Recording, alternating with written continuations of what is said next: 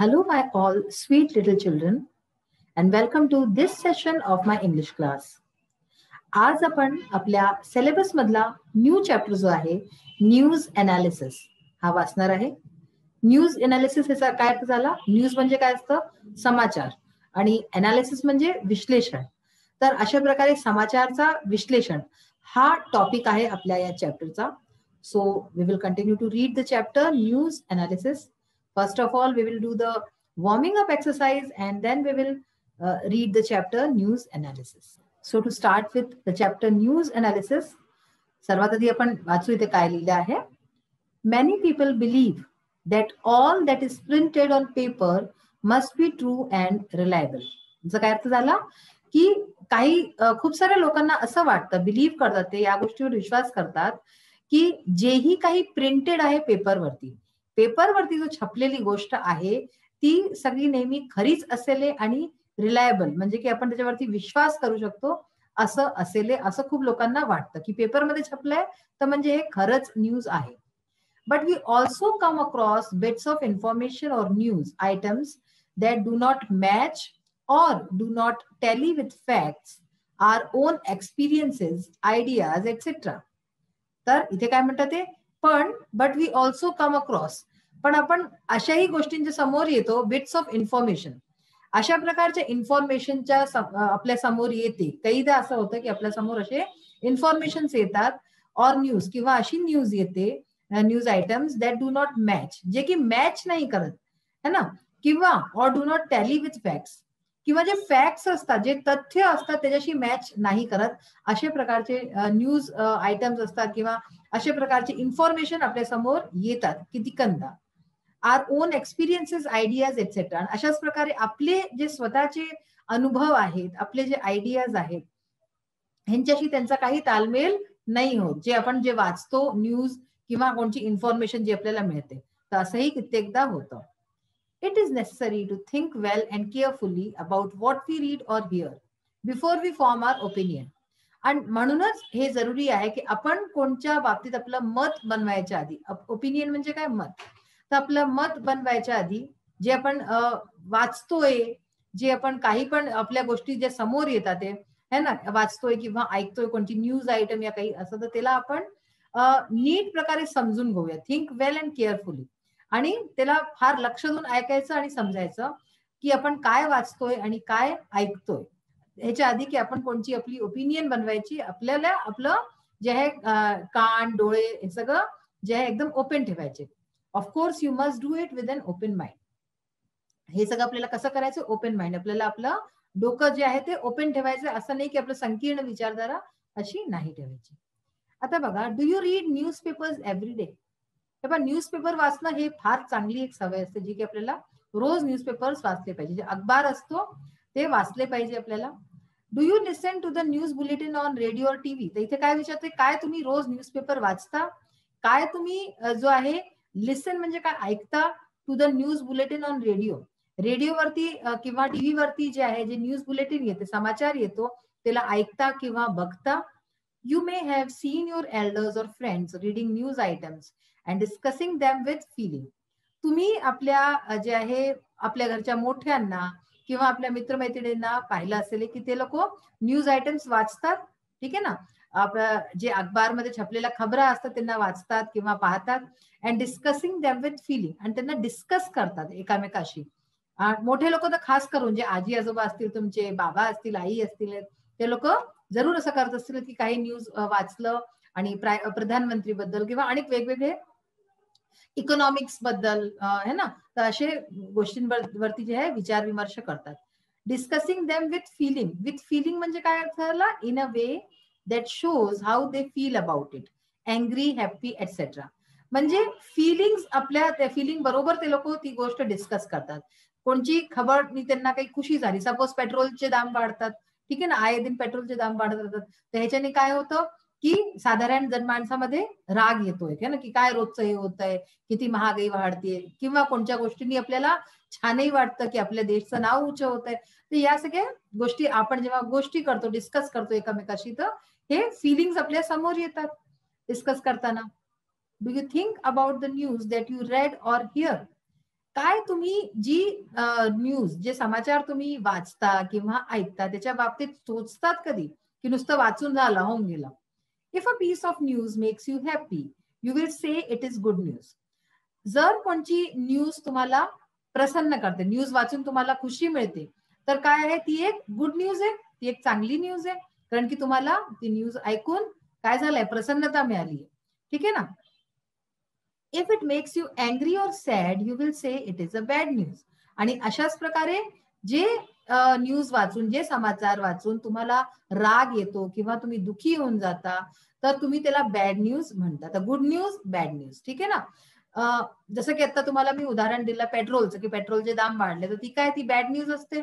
सिलेंडरचे दाम वाढले किंवा अशा अशा घटना होतात का, चोरी, डकैती, लूटपाट असे, तर हे वाचून आपल्याला फार दुःख होतो, राग येतो.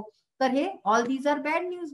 आणि गुड न्यूज की आपल्या देशचं नाव कुठे उंच होत आहे, या किंवा कोणी जे आहे असं काही चांगलं काम केलं आपल्या लोकॅलिटीमध्ये काही, तर ते वाचून आपल्याला गर्व महसूस होतो, ती गुड न्यूज असते. ठीक आहे ना?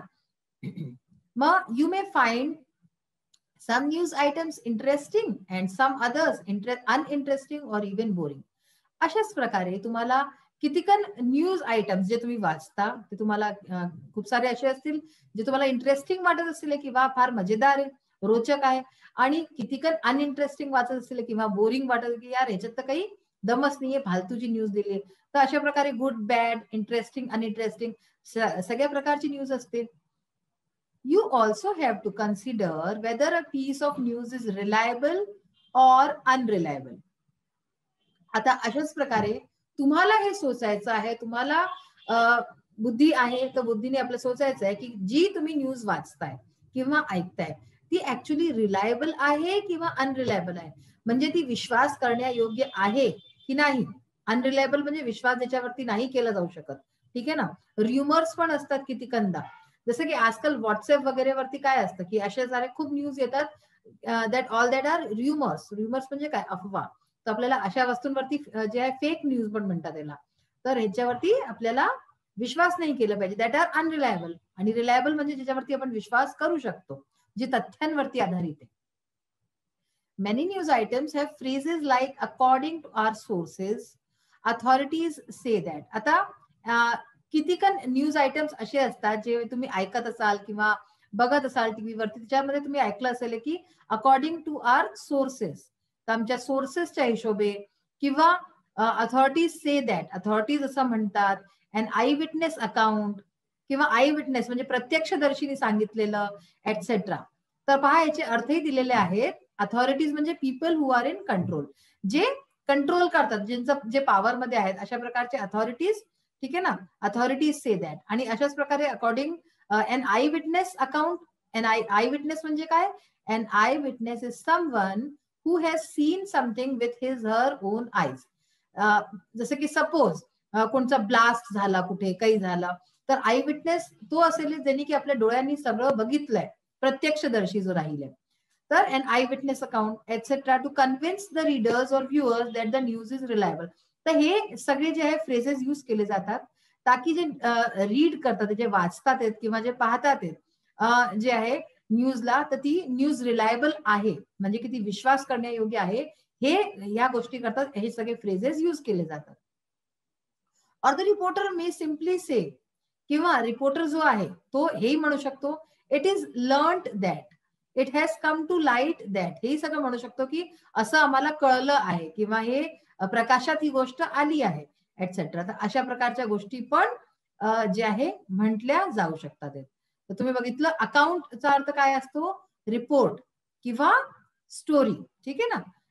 बघा आता, you may have heard phrases like breaking news etcetera, जसं की आता इथे आपण वाचलं interesting, uninteresting, good news, bad news. तर अशाच प्रकारे ब्रेकिंग न्यूज, आपण जेव्हा न्यूज चॅनल्स आजकाल जर बघा, त्या जितकेही न्यूज चॅनल्स कोणताही तुम्ही उघडून घ्या, त्यात ब्रेकिंग न्यूज फार जास्त येतं.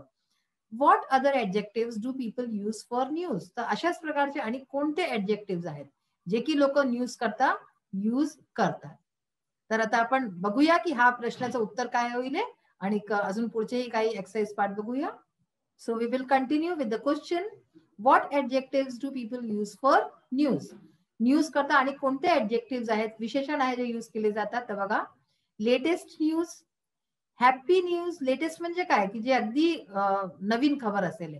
Happy news, good news, bad news, sad news, interesting news, reliable news, current news, city news, shocking news, big news, heartening news, sports news, entertainment news, business news, political news. अशाच प्रकारे fake news जसं मी म्हंटल तर ती पण असते है ना, एटसेट्रा. तर हे सगळे आपण ऍडजेक्टिव्ह न्यूज बरोबर लावू शकतोय. आता बघा, आपण जे आपल्या नेक्स्ट सेशन मध्ये वाचणार आहे त्याच्याशी संबंधित काही क्वेश्चन आन्सर्स आहे ते आजच आपण स्टार्ट करूया. आणि ह्याच्यात ऍक्च्युली पॅराग्राफ एक आहे जो न्यूज अनालिसिस वरती आहे, तर तो आपण वाचूया पुढे. ह्याचे क्वेश्चन आन्सर्स बघा. ह्याचा जो हेडिंग आहे न्यूजचा तो काय आहे, closed shoes not allowed in examination halls. म्हणजे एक्झामिनेशन हॉल, परीक्षेचा जो हॉल आहे त्याच्यामध्ये क्लोज शूज म्हणजे बनलेले जोडे जे असतात ते अलाउड नाही आहेत. तर बघा questions, what is the meaning of issued, candidates and invigilators. All these words are used in the paragraph which you will read in the next session. तर त्याच्यामध्ये हे सगळे शब्द यूज झालेले आहेत. इश्यूडचा काय अर्थ आहे, मेड समथिंग नोन फॉर्मली. म्हणजे आपल्याला कधी फॉर्मली काही वस्तू काही सांगायची असते लोकांना सगळ्यांना, ठीक आहे ना, तर त्याच्यामध्ये इश्यूड. मग आहे कॅन्डिडेट्स. कॅन्डिडेट्सचा काय अर्थ असतो, हिअर. म्हणजे इथे काय, हे जे आपण वाचणार आहे पुढे त्याच्यात काय अर्थ, the students taking an examination. म्हणजे जे मुलं एक्झामिनेशन देणारे त्यांना कॅन्डिडेट्स म्हटलं जाते. कॅन्डिडेट शब्द जसं की जर पॉलिटिक्सशी रिलेटेड असेल तर मग जे लोक ह्याच्यामध्ये चुनावमध्ये उभे राहतात त्यांनाही कॅन्डिडेट्स म्हटलं जातं.